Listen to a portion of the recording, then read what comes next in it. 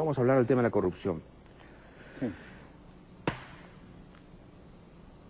Yo le hice una pregunta una vez, y usted me contestó con mucha energía, el 91, me acuerdo, antes de que me cerraran el programa.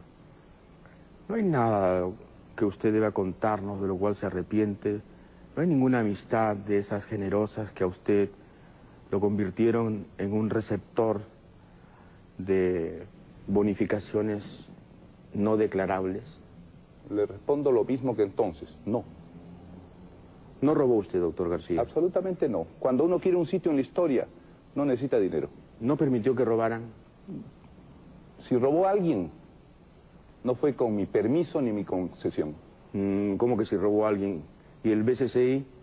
Señor, el presidente tiene que responder de cada cosa que ocurra en tantos de los bancos que pero existen. digo... Lo que yo quiero decir aquí es que los señores que fueron inculpados, encarcelados, por y fueron Fujimori, extorsionados por el procurador para que dijeran que algo tenía que ver yo, sufrieron varios años de cárcel y jamás aceptaron esa barbaridad.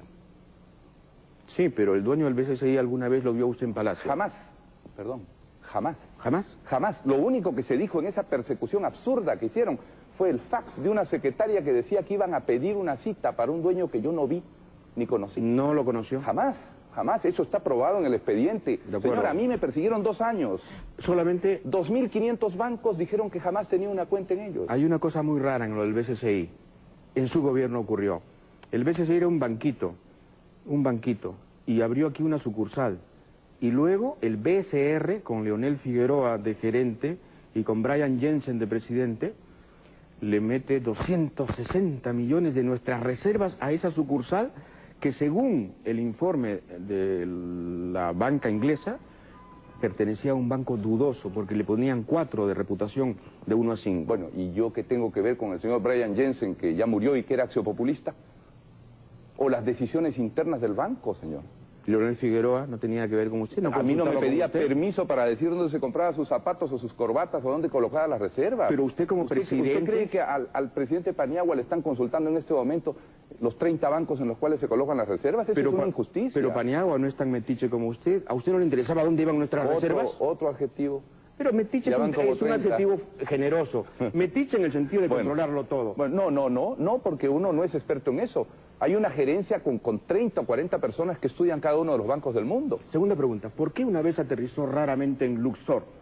¿Por qué? ¿Por qué se fue a Luxor? Porque yo creo en la arqueología y la antropología. No voy a ir a hacer ningún negocio absurdo desviándome a Luxor. ¿Pero no se vio ahí con un traficante? No, en absoluto. ¿No se vio ahí con un traficante de armas? Ningún traficante. Allí fue recibido por Butros Ghali y por el señor Abderramán El Asir, si usted se refiere a él como narcotraficante o traficante de armas. ¿Traficante de armas? No, en absoluto. Que yo sepa, él jamás ha vendido un arma. ¿Y qué hacía ahí? Es egipcio.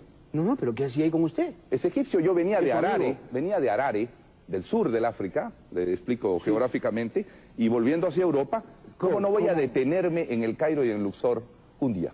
¿Por qué no puedo detenerme? Ajá. Harare está por ahí, ¿no? Harare está en el sur del África y usted viene hacia el norte y pasa sobre Egipto. Claro. Muchas gracias por la cultura, doctor. Sí, es que a veces hay que aclarar las cosas. No, pues es que ¿Cómo se enoja usted? No, usted lo ha dicho como un atlas, como así, realmente... ¿Ah? Me parece muy bien. Entonces, aterrizó en Luxor, no para ver a ese individuo. No, sino para ver el Valle de los Reyes, obviamente. El Valle de los Reyes. Naturalmente. Que le concierne el Valle de los Reyes. Usted me ve como rey y ese es su problema. ¿Por qué cree que es mi problema? ¿Yo cómo lo voy a ver como rey? No. La última parte del programa. Corrupción, muy bien, Luxor, Mirage. Yo nunca entendí bien lo de los Mirage. Yo tampoco, César. Héctor Delgado Parker, cuando vivía, me lo explicó en Miami. Terminé de entenderlo un poco. Y voy a hacer una confesión a todos los televidentes. El señor Ricardo Letts ha esgrimido este libro varias veces en este programa, el otro día debatiendo con Mauricio Mulder. Yo acabo de leer este libro.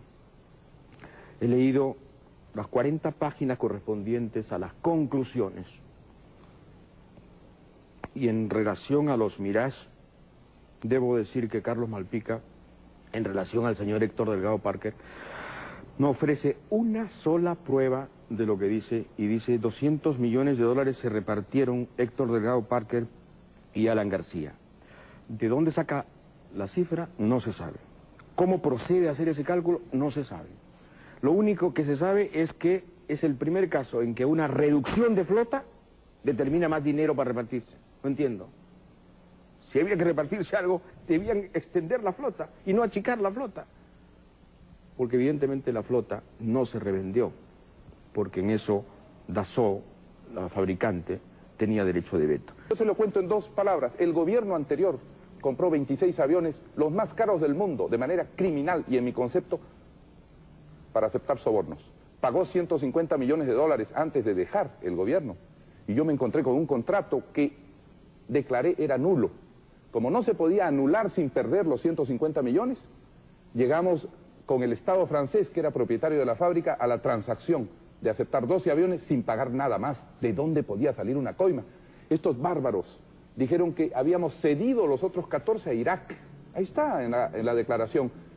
Y cuando vino la guerra del Golfo se comprobó que Irak nunca tuvo aviones Mirage 2000, pero yo ya estaba acusado.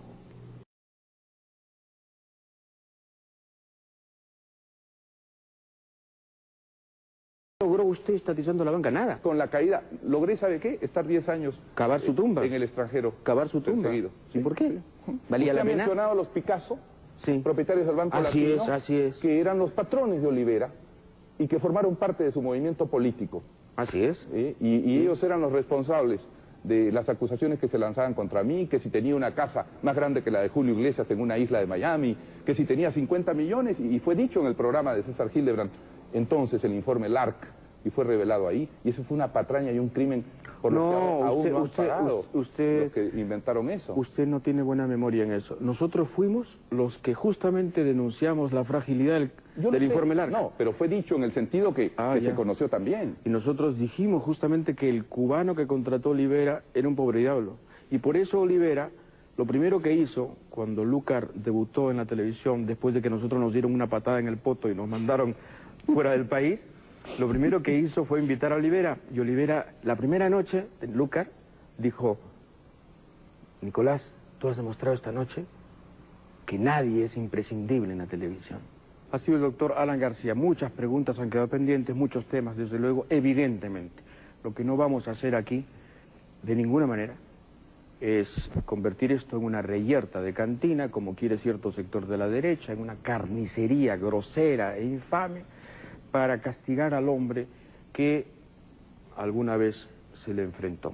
No, este programa es libre y absolutamente libre. Gracias, doctor García, gracias a ustedes, hasta mañana. Muchas gracias.